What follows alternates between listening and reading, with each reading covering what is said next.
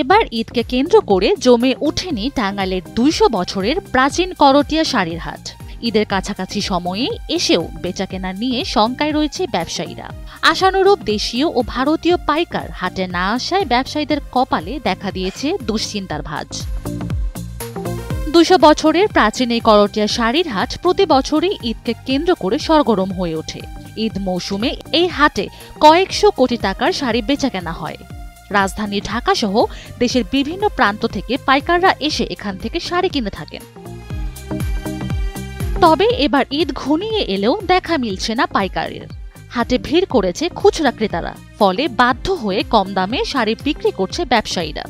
শাড়ি ব্যবসায়ীদের ঈদের আগ মুহূর্তে আর একটি হাট করার সুযোগ রয়েছে, তবে আশানুরূপ বেচা বিক্রি নিয়ে শঙ্কায় রয়েছেন তারা। রমজানের শেষ দিকেও হাটে আশানুরূপ কেনাবেচা না হওয়ায় হতাশ ব্যবসায়ীরা। তবে মানুষ শাড়ি কিনতেছে ৮০০ থেকে ১০০০ টাকার মধ্যে, তার উপরে মানুষের বাজেট নাই, বাজেট কম। ১০০০ টাকার মধ্যে শাড়িগুলো বেশি চলতেছে। এই ঈদে জামা জুতো অ্যাকসেসরিজের ডিসকাউন্ট।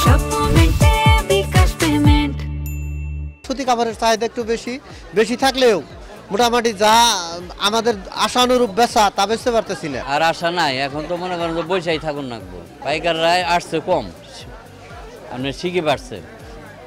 আমরা যেমন আগে আপনার ৮০% বিক্রি করতাম, এবার মনে করেন আসছে ৪০%। শাড়িটা অনেক কম। এই যে আমরা সফট সিল্ক কাপড় বেচতেছি, এই কাপড় ৮০০ টাকা, ৬০০ টাকা।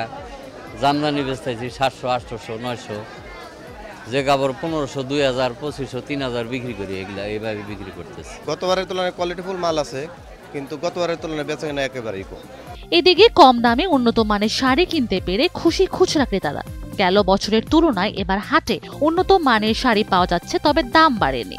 তো মোটামুটি কাপড় অনেক ভালো, দামও ঠিক আছে, ওরকম বেশি না, মানে ঠিক আছে।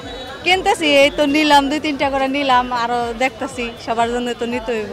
কিন্তু ঠিক আছে, মোটামুটি দাম চলে। শাড়িগুলার মান মোটামুটি ভালো, দামও সস্তা আছে।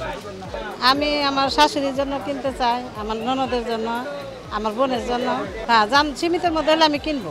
এই হাটে স্বাভাবিক সময়ে প্রতি সপ্তাহে প্রায় ১০০ কোটি এবং ঈদ মৌসুমে ৩০০ কোটি টাকার শাড়ি বিক্রি হয়। সামনের হাটে বিক্রি বাড়বে এমনটাই প্রত্যাশা ব্যবসায়ীদের।